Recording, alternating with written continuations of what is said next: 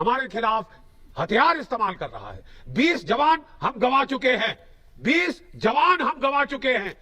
आज जो है 9 तारीख को फिर हमारे 6 और घायल हुए हैं। तो साहब कब तक हम बलि चढ़ाते रहेंगे? क्योंकि ये डिस्प्यूट उनको एक हैंडल देता है जिसके तहत वो भारत की दुम जब चाहे मरोड़ सकते हैं, इसलिए वो ये हैंडल रखना चाहते हैं।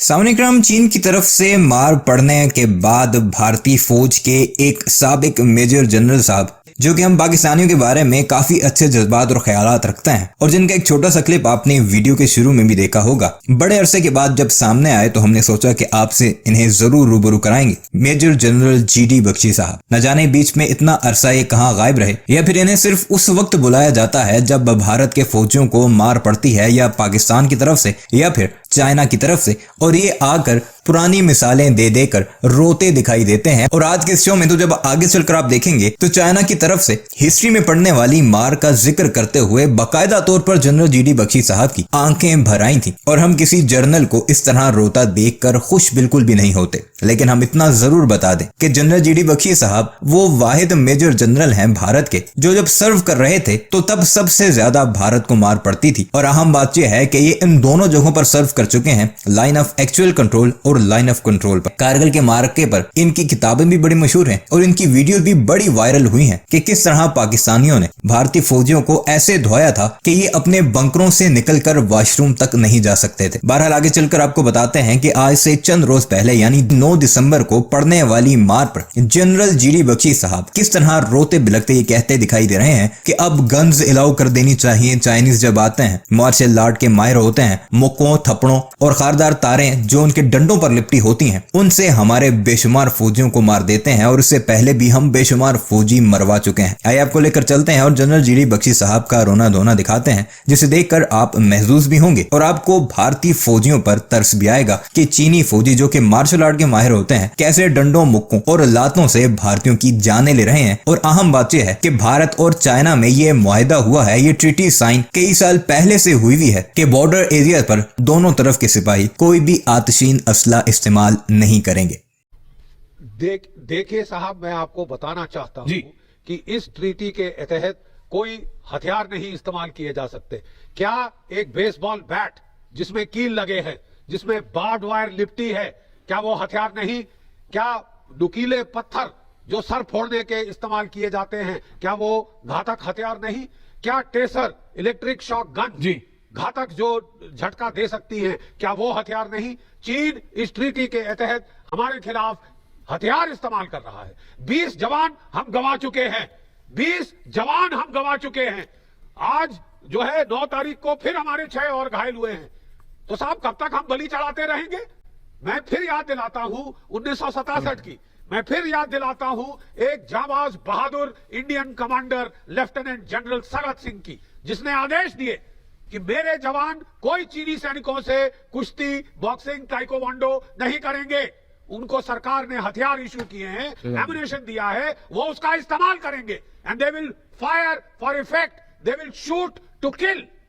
और बिल्कुल यही हमारी सेना ने किया। 1967 जब नाथुला में क्लैश हुआ, हमारी सेना ने फायर खोला, स्मॉल आर्म, फिर मोटर्स, मशीन गन, और उसके बाद मीडियम गनों, तोपों का फायर हुआ। 750 चीनी मारे गए और घायल हुए, लाशें बिछ गई थी यातुंग में। उसके बाद अगले 40 साल शांति रही तकरीबन। जनरल, तो ये बात साफ है जनरल जीडी बख्शी जो कह रहे हैं शहजाद कि चाइनीज या चीनी, तो भाई ये जो भाषा समझते हैं वही है, और ये ट्रीटी इन प्रिंसिपल गलत है भाई, इसको रद्द होना चाहिए। देखिए ऐसा है, कोई वाइकिंग वॉर थोड़ी है कि बेसबॉल डंडे पे आप बाप वाइफ लगा के लड़ेंगे। ऐश्वर्या जी, आप मुझसे बेहतर जानते हैं। अब कुछ लोगों ने बोला बताते नहीं है, ट्रीटी से विड्रॉ करना है, बता दो, पहली बार ये हम चर्चा कर रहे हैं। साहब ऐसा है, 370 का कहीं पे इन्विटेशन देकर बताया नहीं था। जब हटना था तो हटाने वाले ही हम थे, और जब हटाएंगे तब चीखते रह जाएंगे सारे लोग, हटा देंगे हम। पर मैं एक चीज पूछना चाहता हूं आपसे, ट्रीटी की बात निकली है तो ये वाली ट्रीटी हटाने में क्या आपत्ति है? ये ट्रीटी तो party to Chinese leadership treaty है। This is called treaty of anti national. मैंने तो आपका नाम भी नहीं लिया, मैंने नाम भी नहीं लिया, आपने उंगली उठाई। शहजाद जी, मैं तो आपकी बात का एंटी-नेशनल लिहाज से बोला, मैं तो कर दूंगा। एंटी-नेशनल बोला, कांग्रेस के प्रवक्ता ने उंगली उठा ली।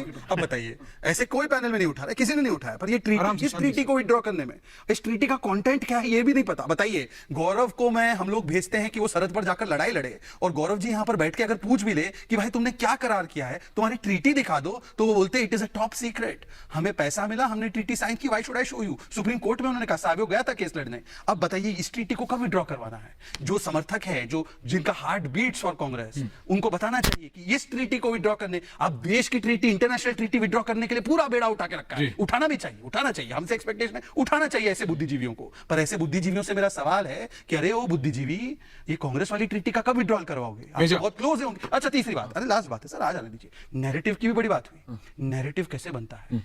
अब बताइए, गलवान में 45 मारे, रशिया की एजेंसी आकर बता गई, पर हमारे यहां पर क्या बोल रहे थे? रिचा चड्डा ने बोला गलवान से हाई, और उसको इस कमेंट को पता है किसने कोट किया? नगमा नहीं, कांग्रेस की नगमा ने किया। ये एनिग्मा है कि कांग्रेस की नगमा ने रिचा चड्डा के गलवान से हाई को ट्वीट किया। तब नैरेटिव, जो 70 साल से हम दोषारोपण करते हैं, जो नैरेटिव के बारे में चिंता करते हैं कि क्या होगा, जनरल देखिए, मेरा ये मानना है, मेरा ये मानना है जनरल साहब, क्या चाइनीज को सिर्फ डिप्लोमेटिक तरीके से समझाया जा सकता है? क्योंकि वो तो ये बार बार कर रहे हैं जनरल। अरे साहब, अगर डिप्लोमेटिक तरीके से समझाया जा सकता था तो 50 साल पहले ये हो जाता। हम सदी उनके साथ दशकों से लगे हुए हैं। हमने उनको बोला कि साहब आपकी परसेप्शन एलएसी की क्या है, एक नक्शे पे मार्क करके हमको दे दे। आज तक नहीं दिया। They have no desire to solve the dispute, क्योंकि ये डिस्प्यूट उनको एक हैंडल देता है जिसके तहत वो भारत की दुम जब चाहे मरोड़ सकते हैं। इसलिए वो ये हैंडल रखना चाहते हैं, बरकरार रखना चाहते हैं, जिससे कि वो भारत को जब चाहे परेशान कर सके। They do not want to resolve this dispute. तो अगर किसी की उम्मीद है कि ये डिप्लोमेटिकली सॉल्व हो जाएगा, मैं उन्हें कहूंगा बेस्ट ऑफ लक।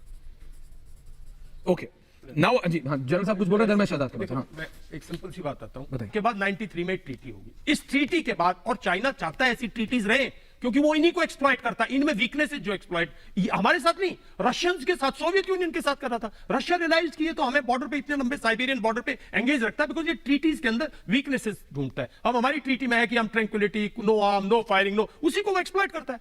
जिस दिन ये ट्रीटी से आप विड्रॉ किया, आपने कहा कंपनी कमांडर, उसकी कंपनी के इलाके में चाइनीज ने 2 कदम अंदर रखे, वो पहले रोकेगा, थामेगा, नहीं तो गोली मारेगा। चाइना मैं कहता हूं, एक पत्ता 1 इंच आगे नहीं आएगा। मेरे से लिखवा के ले लो, मतलब मैं बली पे चढ़ सकता हूं। चाइनीज डरपोक है यार। आप लोग उसको कभी ड्रैगन बोलते हो, कभी ये बोलते हो। हाँ, उसने जहां आपको हिट कर रखा, वो आपकी ट्रेड में हिट कर रखा। $100 बिलियन का ट्रेड हो चुका है, 125 बिलियन पे जाके खत्म होगा 31 दिसंबर को।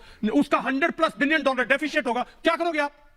और ऐसे ही आपकी डिप्लोमेसी पिछले 25 साल से कह रही है दोस्ती बढ़ाइए, ये करिए, वो करिए, ये सब, ये ट्रीटी उन्हीं की थी। फौज ने थोड़ी बोला था राजीव गांधी को कि आप वहां चले जाओ, चाइना चले जाओ और आप ये ट्रीटी साइन कर लो। फौज ने तो बोला था पहले सॉल्यूशन लो, उसके बाद करेंगे। राइट।